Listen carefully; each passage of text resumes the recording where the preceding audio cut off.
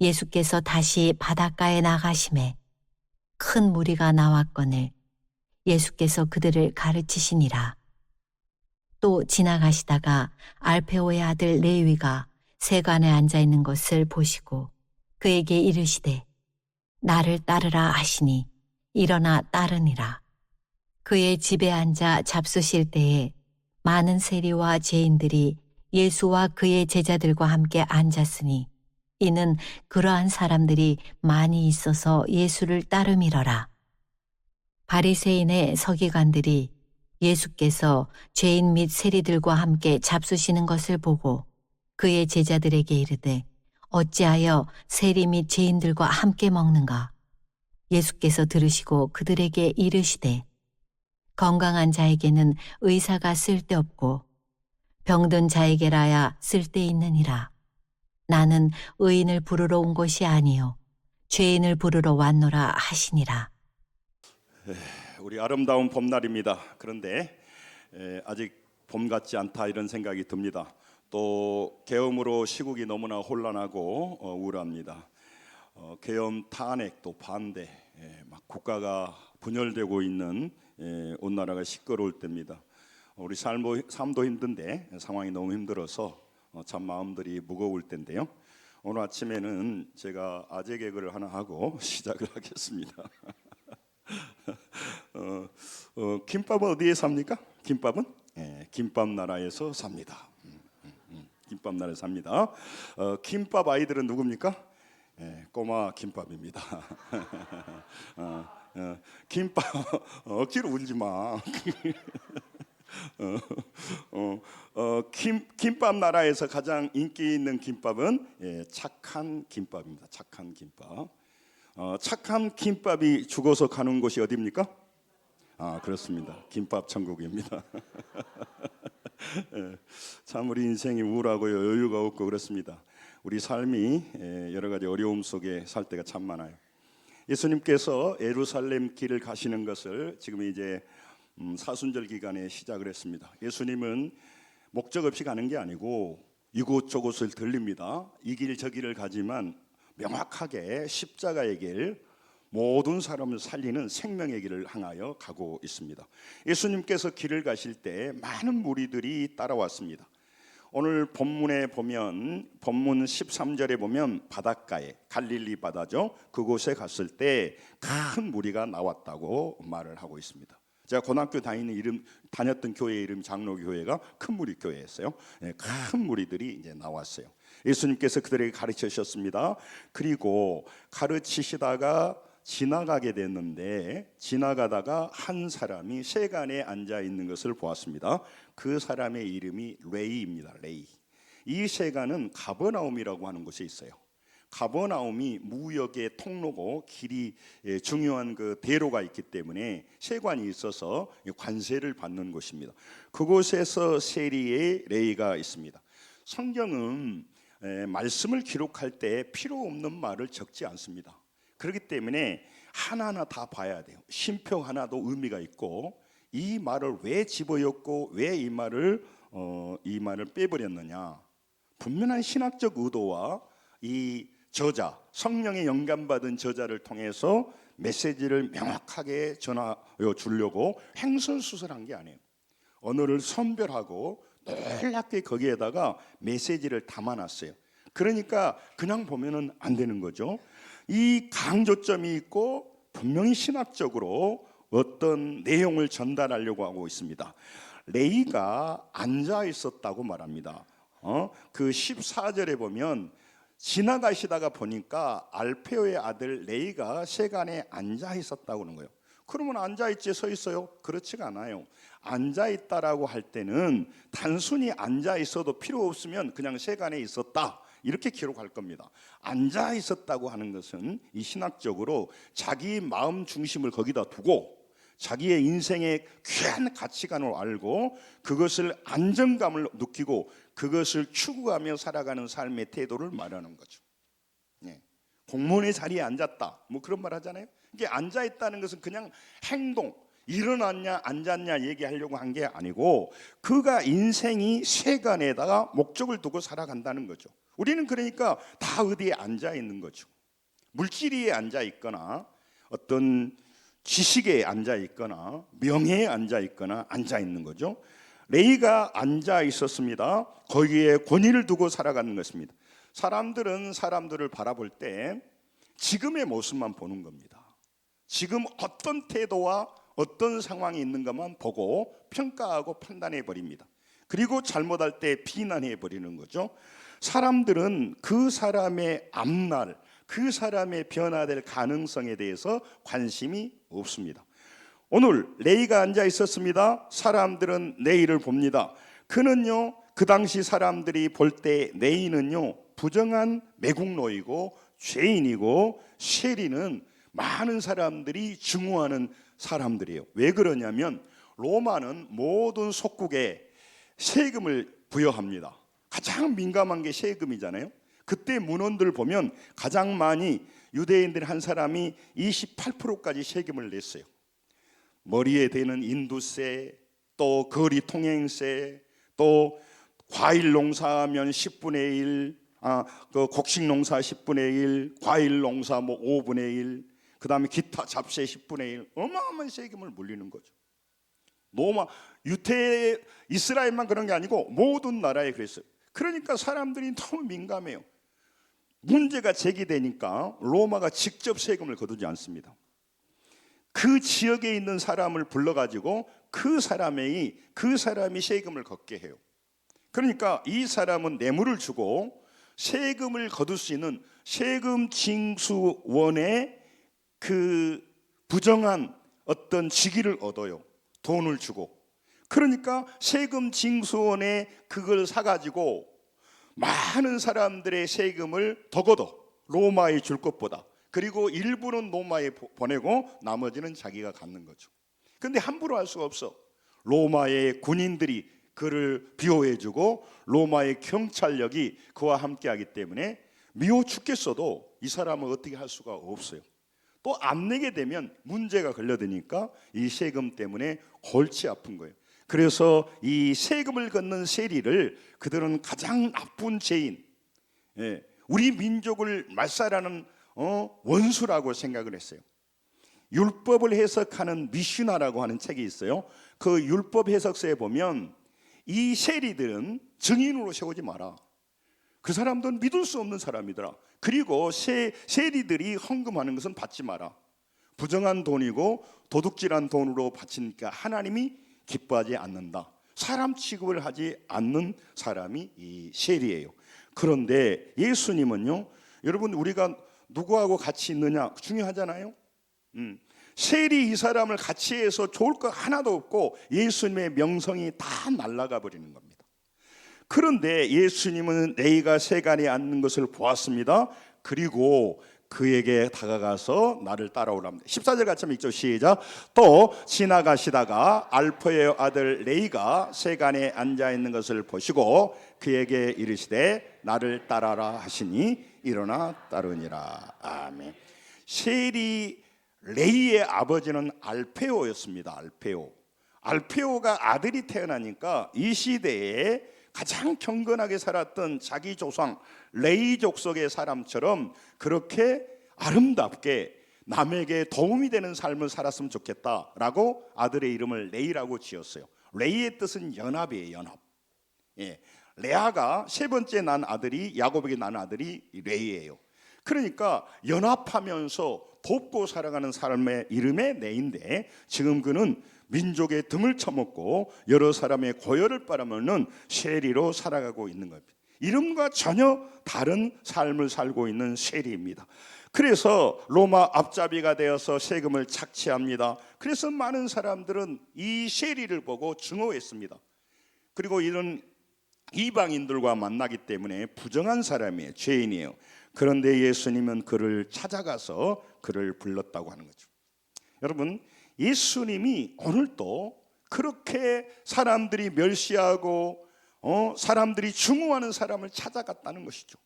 우리는 내게 이익이 되고 내 체면을 올려줄 사람, 내가 그 사람하고 친해서 나의 어떤 입장을 올려줄 사람을 찾아가지, 그 사람하고 친해서 내 입장이 곤란한 사람은 손절하게 되는 것이죠.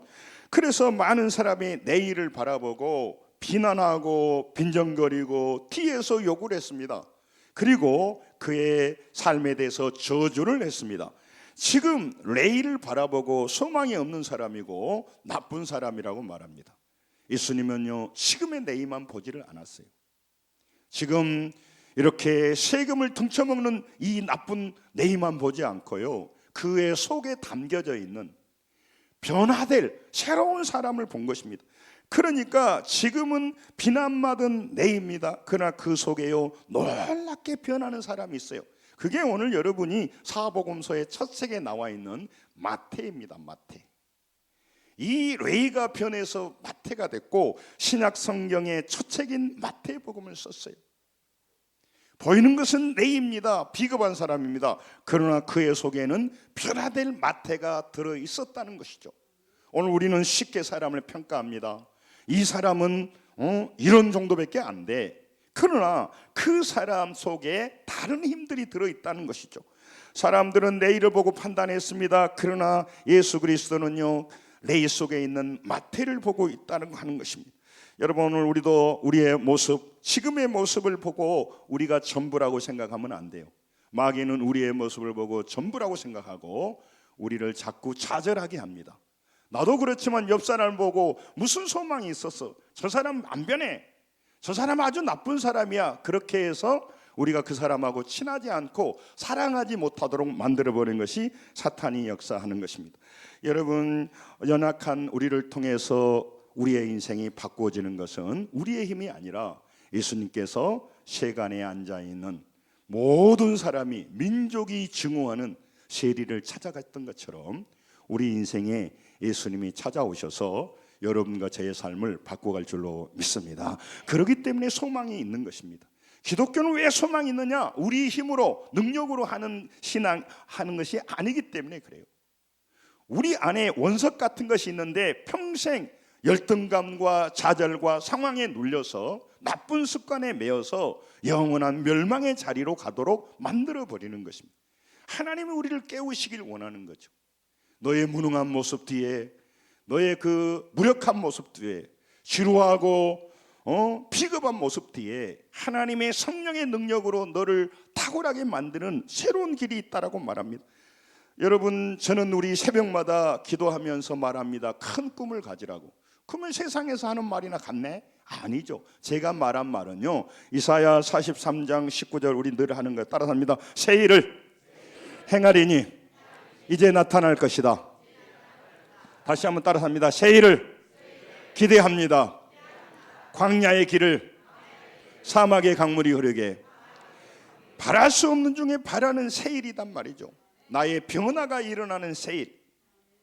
새 삶만 말하는 게 아니고, 지금 나의 모습을 보면 절망해야 되는데 하나님이 나와 함께 하시기 때문에 그 믿음으로 인하여서 새로운 꿈을 꾸는 것이 새 꿈이죠.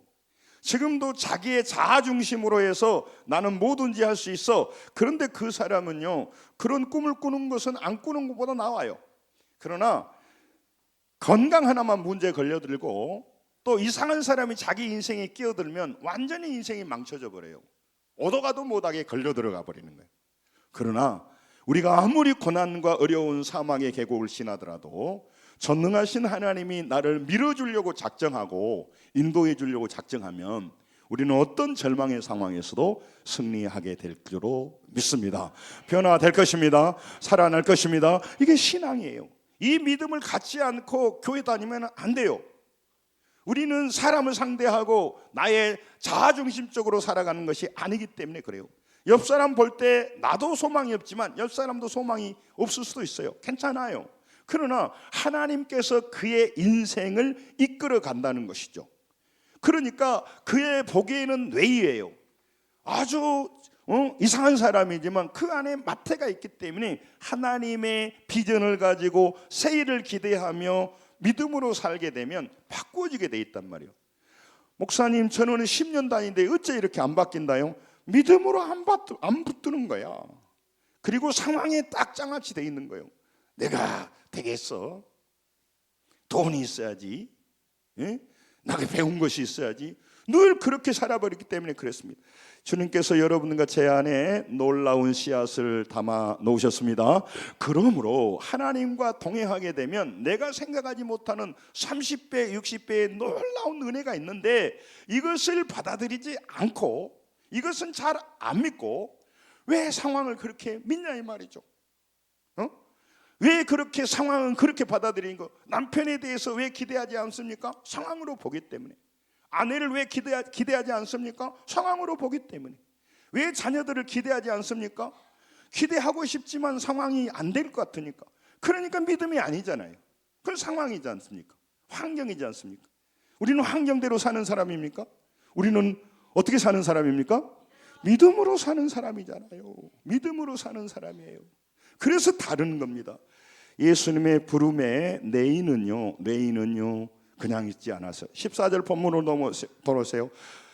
나를 따라오라고 예수님께서 이 불쌍한 내일을 불러오니까 그가 일어나 따랐다고 하면, 교회 오면 따라서 하셔야 돼요. 여러분들이 아주 저보다 탁월한 사람들이지만, 왜냐하면 이게 머리에 각인해야 되기 때문에, 세상을 너무 많이 보기 때문에 잊어버려요. 따라서 합니다. 일어나, 크게 일어나, 따르니라.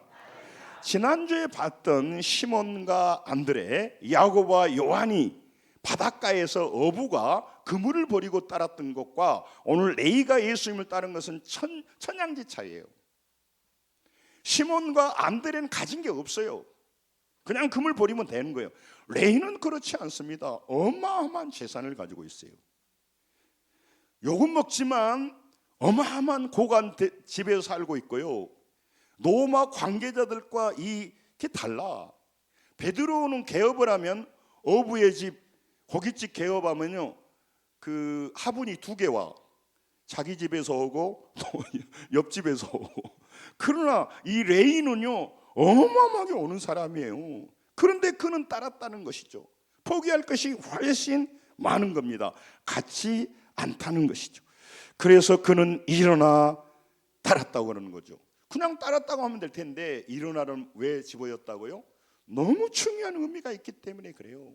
이 일어나라고 하는 아스템이라고 하는 원어는요, 누가복음에 나와 있는 탕자가 이 본문과 똑같은 언어를 썼어요. 누가복음 15장 20절에 보면 이게 중요한 언어인데, 이게 회개 언어이면서 인생을 달리하는 언어예요. 그러니까 일어나라고 하는 언어를 꼭 쓰고 있는 거죠. 아니 스템이라고 하는 언어예요. 같이 이 본문 읽습니다. 시작. 이에 일어나서 아버지께로 돌아가니라. 아직도 거리가 먼데 아버지가 그를 보고 측은히 여겨 달려가 목을 안고 입을 맞추니. 아멘. 큰 소리로 이에 일어나서. 일어났다는 겁니다. 하나님의 말씀, 예수님의 말씀 앞에 일어섰다는 것이죠. 많은 사람은 예수님의 말씀을 듣고 안 일어서는 거예요. 일어나서 못 오게 손해보는데, 자기 생각으로 하나님 말씀을 무시해버리니까 교회를 10년 다니고 20년 다녀도 그 하나님을 만날 수 없고 변화가 시작되질 않아요. 그 물질의 자리, 자기가 중요한 욕망의 자리, 쾌락의 자리, 무기력의 자리, 자기 자아의 자리에서 안 일어나는 겁니다. 그래서 그 자리에 있다가 영원한 멸망을 향해 가는데, 이는 일어났다는 것. 탕자가 일어나서 아버지 집에 갈 때도 이 아니스템이라는 단어를 썼어요. 성경은 정확하게 언어를 쓰는 거죠. 의미를 가지고 있는 것입니다. 여러분, 예수님이 이 일어나서 이 따르는 이 레이를 보고 감동했어요. 왜냐하면요, 예수님은 이런 자를 부르러 왔어요. 오늘 본문 17절에 보겠습니다. 17절, 잘 큰 소리 읽습니다. 시작. 예수께서 들으시고 그들에게 이르시되 건강한 자에는 의사가 쓸데없고 병든 자에야 쓸데있느니라. 나는 의인을 부르러 온 것이 아니요 죄인을 부르러 왔노라 하시니라. 아멘. 여러분, 예수님은 죄인을 부르러 와서 그 죄의 사함을 받고 영생한 의인의 길로 인도해 주기 오셨다는 거죠. 우리에게 물질로 주고 건강도 주는 거 중요하지만 우리 죄인을 부르러 왔다고 하는 것입니다. 여러분, 예수님의 부르심에 이 레이는 일어섰습니다. 그리고 예수님을 따랐습니다. 왜요? 자기가 죄인인지를 알았기 때문에. 자기가 죄인인 줄 알았기 때문에 왔어요. 보세요. 건강한 자에게는 의사가 쓸데없고 왜 많은 사람이 하나님 앞에 부름에 따르지 않습니까? 자기는 영적으로 중병에 걸려서 영원히 죽어가고 있습니다. 하나님을 알지 못합니다. 지옥을 향해 가고 있는데도 불구하고 자기는 건강하다고는 생각합니다. 그 사람이 걱정하는 것은 육체의 건강뿐입니다. 육체의 건강에 힘쓰셔야 됩니다. 그러나 그는 영적으로 죽어가고 있는데 자기는 건강하다고 생각합니다. 그리고 맨날 돌아보는 것이 혈압제고 육체적인 건강만 생각하는 겁니다. 그래서 나는 건강하기 때문에 하나님 앞에 갈 필요가 없는 거죠. 자기 자신이 자칭 나는 건강한 사람이야, 자칭 나는 괜찮은 사람이야, 그래서 하나님 앞에 갈 필요도 없고 하나님 말씀 들을 필요도 없어. 그래서 건강하다고 생각하니까 의사가 필요 없는 거죠. 예수님 만날 필요가 없는 것이 아닙니까? 죄인이 아니라고 생각하기 때문에 교회 갈 필요가 없는 거죠. 그리고 교회 간 사람들을 괜히 뒤에서 비난하는 거죠. 여러분, 예수님은 이 바리새인과 서기관이 뭐냐면 본인이 건강하다고 하는 거예요. 자력으로 자칭 나는 건강하다고 하는 거예요. 지금도 교만한 사람은요, 자기 영혼이 병들었고 성경은 그걸 문둥병이라고 하는 거예요. 살이 썩어간다고 하는 거예요. 그리고 영원한 멸망으로 가는데 그걸 느끼지 못해요. 그리고 그는 흉악한 죄인인데도 불구하고 내가 무슨 죄인이냐, 나같이 살아봐라, 난 남의 도둑질하지 않았고. 그러니까 그는 하나님 앞에 올 이유가 없고 하나님 앞에 와서도 고개 빳빳들이고 회개하지 않게 되는 겁니다. 그리고 건강하기 때문에 건강검진도 받을 필요도 없고 의사 만날 필요 없어요. 그리고 맨날 육체의 건강만 걱정하는 거예요. 육체 건강에 대해서 걱정하셔야 됩니다. 그러나 여러분, 육체의 건강을 우두고 살아도 100년을 못 삽니다. 그러나 우리 영혼은 영원히 사는 것이기 때문에 진심으로 우리가 회개하면서 나의 영적 건강 상태를 살펴보고 회복시켜야 할 것입니다. 일어서야 될 줄로 믿습니다. 여러분, 아멘. 크게 중요해요. 일어서야 돼요. 할렐루야. 이게 우리 영혼이 지금 죽어가고 있는 데 대해서 지금도 모든 사람은 현실을 말하고 상황을 말하고 상황이 어렵다고 해서 얘기를 하지, 데모하지, 자기 영혼이 죽어간다고 데모하는 사람 없어요. 예? 여러분, 자기는 지금 천막 텐트 생활로 지금 무등산에서 2박 3일 지나고 있어. 텐트도 관심이 있지만 10일 관심이 둬야 되잖아요. 텐트 2박 3일 있다가 다시 자기 집으로 올 거 아니요. 영원히 사는 것은 자기 집인데 아파트는 비세는데 텐트마저 좋은 걸 가지고 있으면 뭐해. 우리 육체도 잘 돌봐야 됩니다. 그러나 나의 영혼을 돌아보는, 여러분, 왜 지금 시대가 악합니까? 영혼에 대해서 말해주는 데가 없고 영혼에 대해서 심각하게 듣지 않아요. 영혼의 의사를 찾아가지 않습니다. 그래서 그 사람들이 바리새인이고 서기관입니다. 그런데 이 세리는요, 욕을 먹고 많은 사람이 그러는데 예수님께서 병든 자를 위하여 내가 왔다, 그러니까 찾아가니까 바로 일어나서 따라왔다라고 오늘 본문이 말씀하고 있는 겁니다. 예수님의 부름을 따라왔습니다. 그리고 내인은요, 먼저 예수님을 자기 집으로 영접합니다. 그리고 큰 잔치를 벌립니다. 이게 굉장히 중요한 핵심이에요. 그래서 많은 사람하고 같이 잔치를 합니다. 종말의 구원의 잔치, 예수님을 믿으면 다 잔치라고 하는 걸 자꾸 말하는 것은 왜 그러냐면, 우리가 이 땅에 살지만 하나님의 집에 가면 그 잔치가 벌어지기 때문이에요. 누가복음 5장 29절을 한번 보겠습니다. 같이 한번 읽습니다. 시작. 레위가 예수를 자기 집에서 큰 잔치를 하니 세리와 다른 사람이 많이 함께 앉아 있느니라. 오늘 그 마가는 뭐라고 말하냐면 함께 잡수셨다고 말하는데, 이 공감복음이라고 하는 것은 같은 관점에서 썼다 그 말이에요. 그것이 마태, 마가, 누가복음이에요. 요한복음까지는 사복음서라고 그래요. 그리고 같은 내용이 마태, 마가, 누가 공감복음에 있을 때 그걸 평형구절이라고 해요. 평형구절에 오늘 마가복음 2장, 누가복음 5장, 그 다음에 마태복음 9장에 똑같은 구절이 나와 있어요. 그런데 여기 마가는 간단하게 적었어요. 그냥 음식 잡수셨다고 말하는데 누가는 의사 출신이거든요. 그러니까 섬세하게 정했어요. 큰 잔치를 벌였다는 것이에요. 나는 이제 옛사람을 벗어납니다. 그리고 큰 잔치를 벌였다고 하니까 시몬과 베드로가 벌렸던 잔치는 그냥 작은 국수한 것이 넘을 텐데, 이 레이는 부자이기 때문에 어마어마한 잔치를 벌려서 사람들과 함께 예수님께 나는 구원받았습니다. 나는 세일이를 통해서 욕을 먹어도 부자로 사는 그 세간에 앉아있던 사람인데 이제 예수님과 함께 같이 앉아있고 예수님 같이 가는 길을 가겠습니다. 이 장면을 말하는 거죠. 그래서 누가복음 또 5장 28절에는요 따라서 읽습니다. 시작. 그가 모든 것을 버리고 일어나 따르니라. 아멘. 누가는 그냥 일어나 따랐다고 말하는데요, 누가는 모든 것을 버렸다는 것이에요. 여러분 왜 그럴까요? 이 땅에 그것도 가치 있지만 영원한 생명을 바라볼 때는 우리가 가지고 있는 그것보다 훨씬 더 가치 있기 때문에, 그래야 가치 있는 인생을 살죠. 저는 우리 예수 믿는 성도들을 바라보고 또 이렇게 예배하고 전 오후에도 예배하고 새벽에 나와서 기도하시는 분을 바라보면요, 우리 몸이 피곤하고 어렵지만요 너무너무 소망이 돼요. 왜냐하면 우리가 종교에 미쳐 다닌 게 아니고요, 여러분 잠시 있다가 썩어지는 풀과 같은 인생에 인생 걸지 않고 땅에다가 보화를 쌓지 않고 하늘나라를 향해서 갈 수 있는 믿음이 있단 말이에요. 믿음이 누가 하락해서 할 수 있는 게 아니에요. 그 영원한 하나님을 만났기 때문에 가장 복된 인생을 살아가고 자기 인생의 부가가치 높은 인생을 살아간단 말이죠. 똑같은 일을 해도 20만 원짜리 일당이 있고 100만 원짜리 일당이 있고 달라요. 부가가치 있는 인생을 살아간다, 남은 생에. 그러니까 놀라운 삶인 거예요. 그래서 모든 걸 버렸다는 것은 얼마나 아깝겠습니까? 욕을 먹으면서 번 돈인데, 그러나 더 가치 있는 인생을 알았다는 거예요. 왜? 나의 영혼은 병들었고 나의 영혼이 살아야 돼. 나는 죄인이고 멸망해.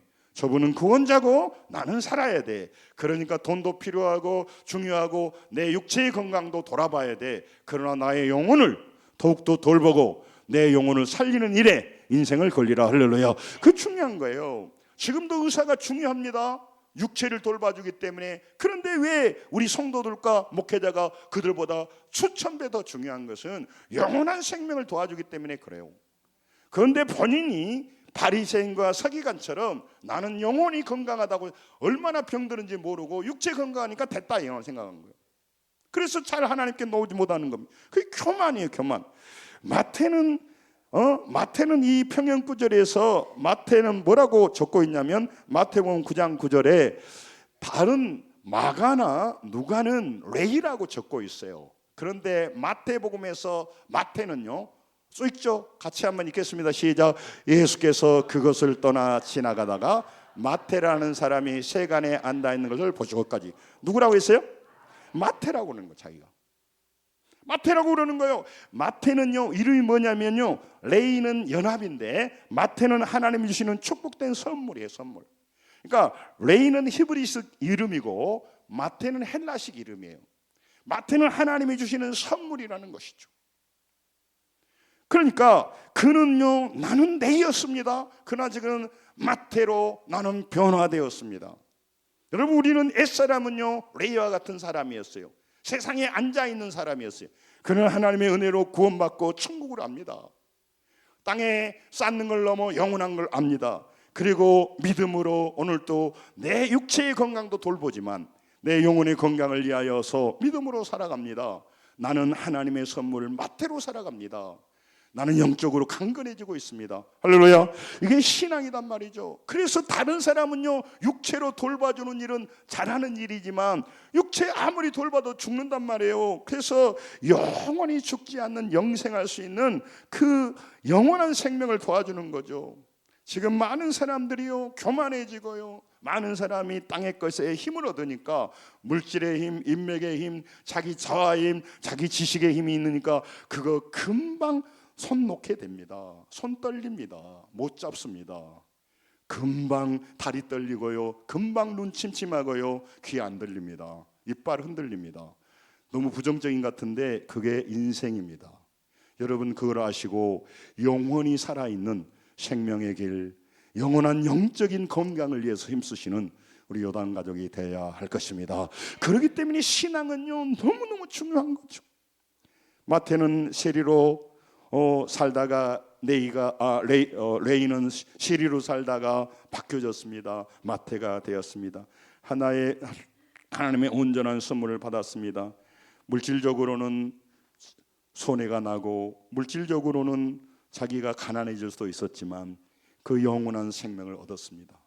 물질에 앉아있는 사람은 미쳤다고 그러겠지만 그는 춤을 추고 잔치를 했습니다. 하나님 앞에 나왔습니다.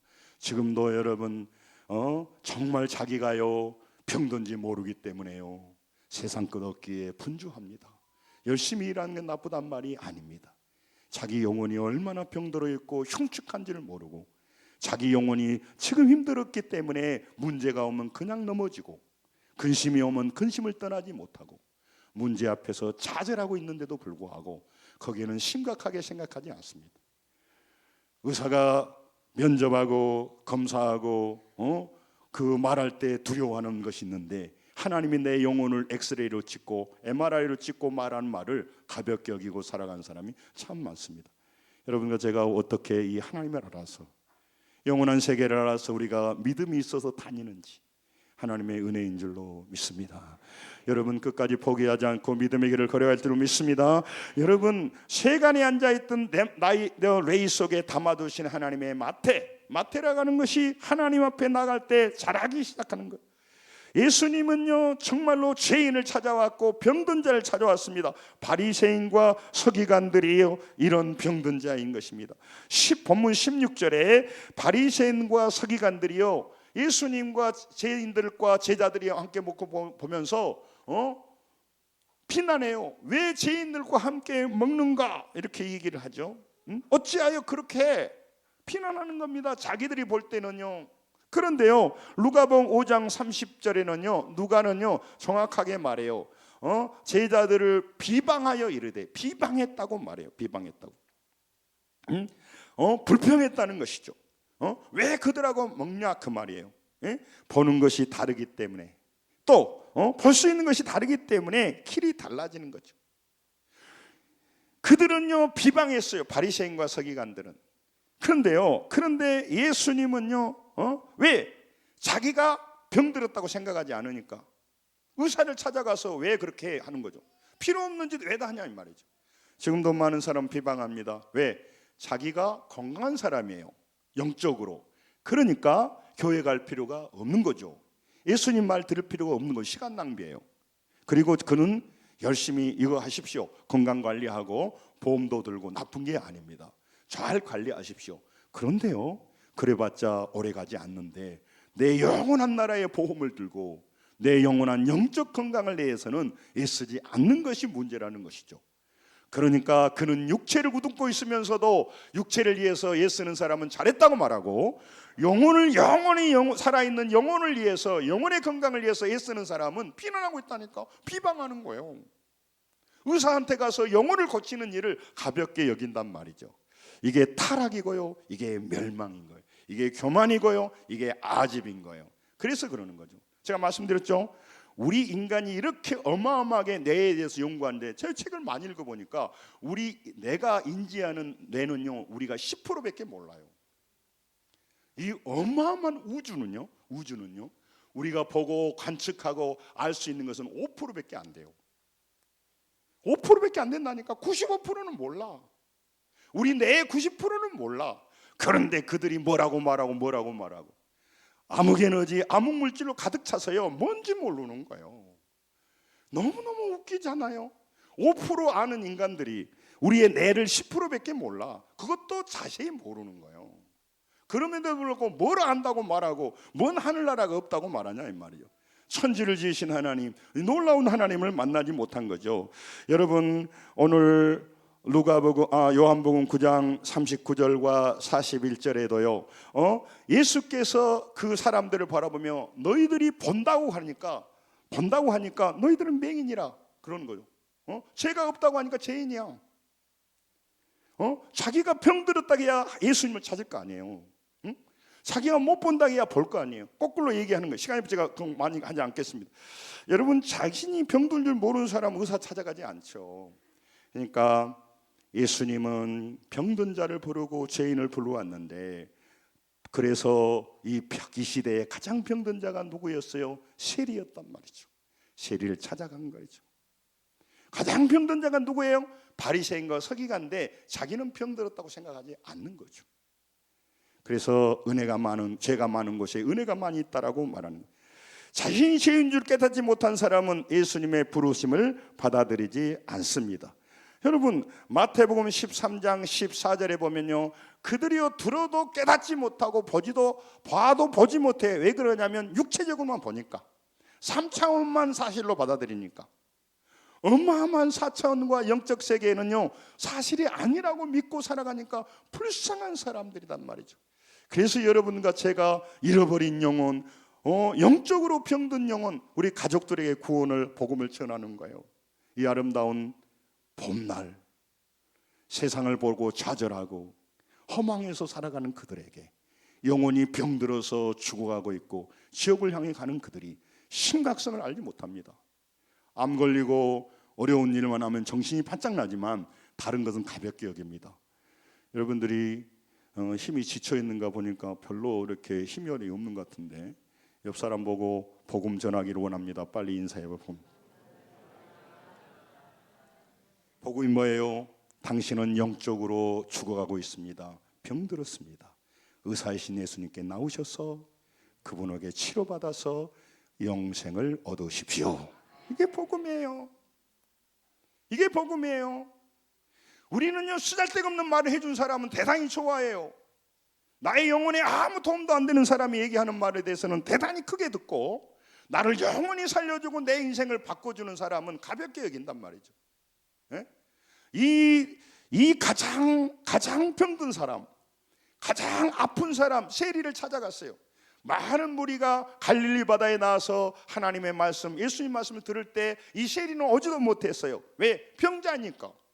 세간에 앉아있어 오지도 못해요. 예수님이 찾아가셨단 말이죠.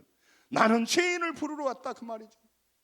나는 죽어가는 사람을 위하여 왔다고. 핵심이 그거예요. 자, 17절 보십시오. 중요한 말씀, 본문 17절. 큰 소리 읽습니다. 끝나갑니다. 시작. 예수께서 들으시고 그들에게 이르되 건강한 자에게는 의사가 쓸데없고 병든 자에게야 쓸데있느니라.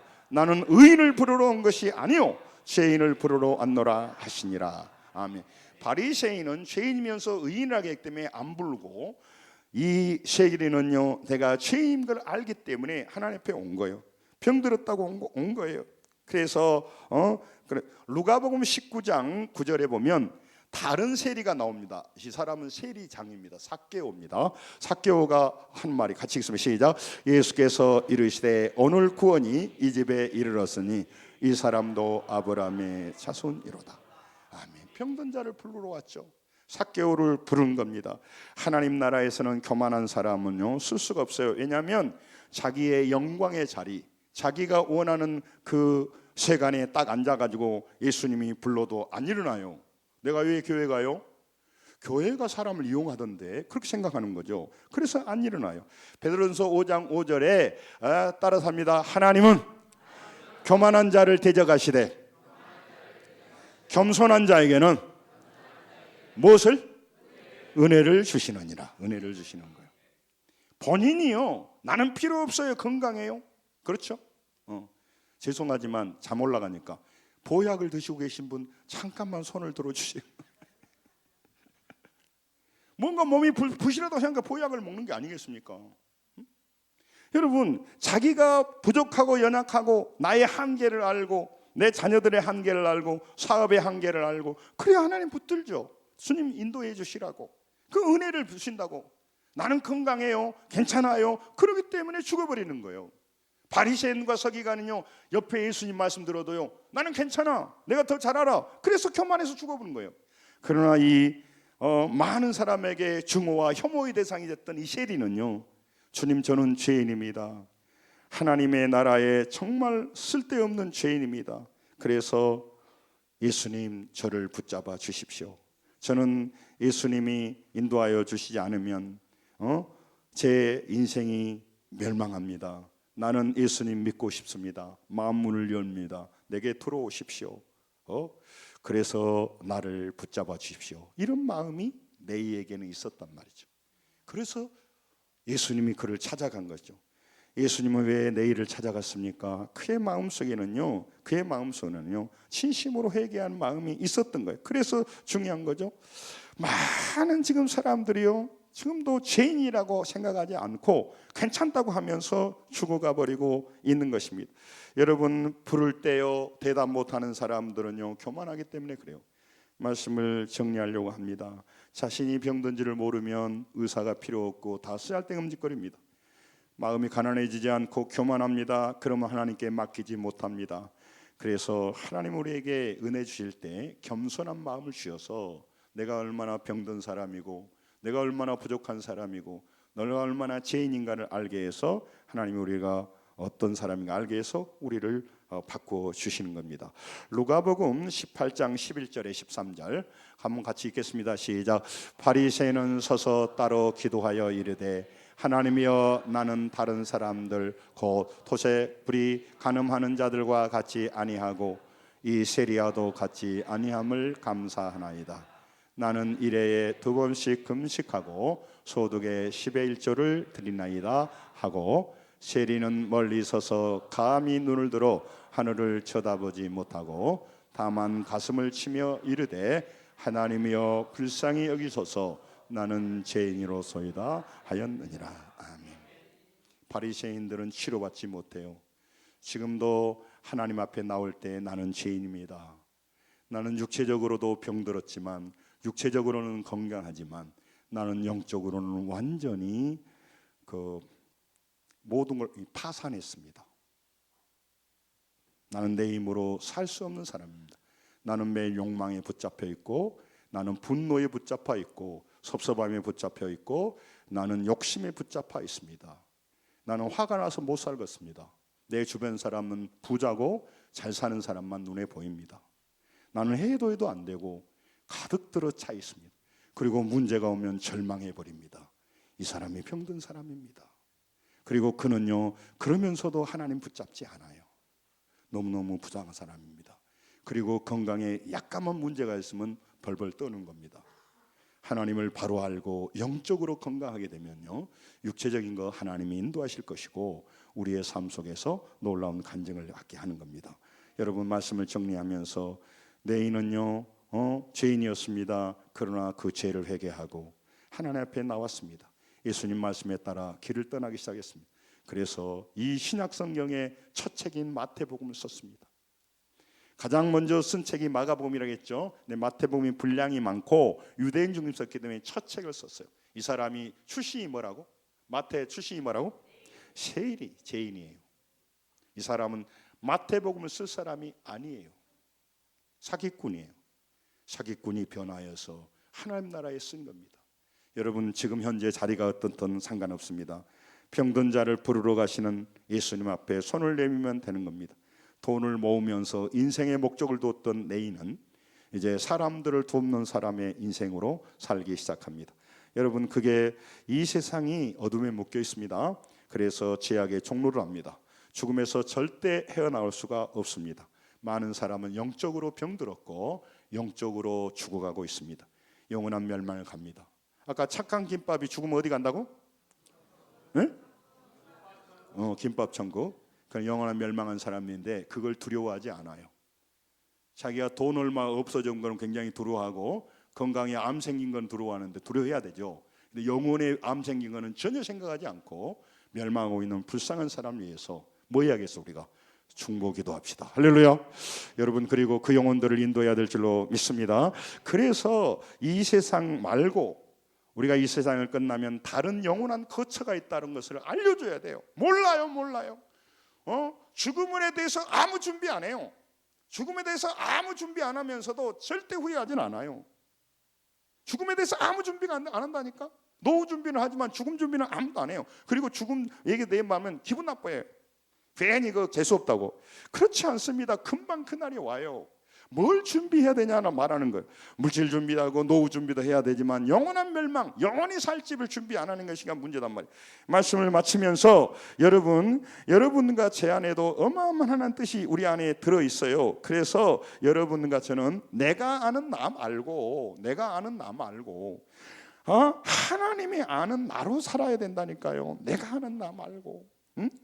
여러분, 내가 원하는 나 말고 하나님이 원하는 대로 나가 살아야 우리는 이 땅에서 승리하고 영원한 나라에도 승리하게 될 줄로 믿습니다. 여러분, 내가 원한다면 멸망이야. 육체 중심으로 살아버려요. 영혼은 하늘문이 딱 닫아졌어요. 그러니까 그 사람이 교회 나오면 하품만 하는 거예요. 교회는 다 쓸데없다고 생각하는 거예요. 이 땅에 유일하게 필요한 것은요, 사실은요, 복음을 전하는 교회밖에 없어요. 왜냐하면 교회를 통해서 영생을 얻으니까. 나머지는 다 필요해요. 그러나 그거는 우리 영성을 도와주지 않아요. 병원도 중요해. 육체를 도와주지만 영혼을 도와주지 않는단 말이에요. 그래서 중요한 마지막 한 걸 읽고 막 55장 이사야 55장 8절 큰 소리 읽으면 시작. 이는 내 생각이 너희 생각과 다르며 내 길은 너희 길과 다름이니라. 여호와의 말씀이니라. 아멘. 여러분, 얄팍한 생각, 인간의 생각을 따라다니지 마시고 하나님의 생각이 뭐예요? 말씀입니다. 하나님 말씀에 따라서 영육간에 잘 되고 이 땅에서도 우리가 잘 몸도 관리하고 살아야 되겠지만 이 땅이 끝나는 날 영원한 나라에 갈 텐데 천국의 하나님과 함께 영원히 사는 그 잔치에 들어갈 수 있는 그런 믿음의 사람으로 이 아름다운 봄을 살아가야 될 줄로 믿습니다. 승리하시기 바랍니다. 기도하겠습니다.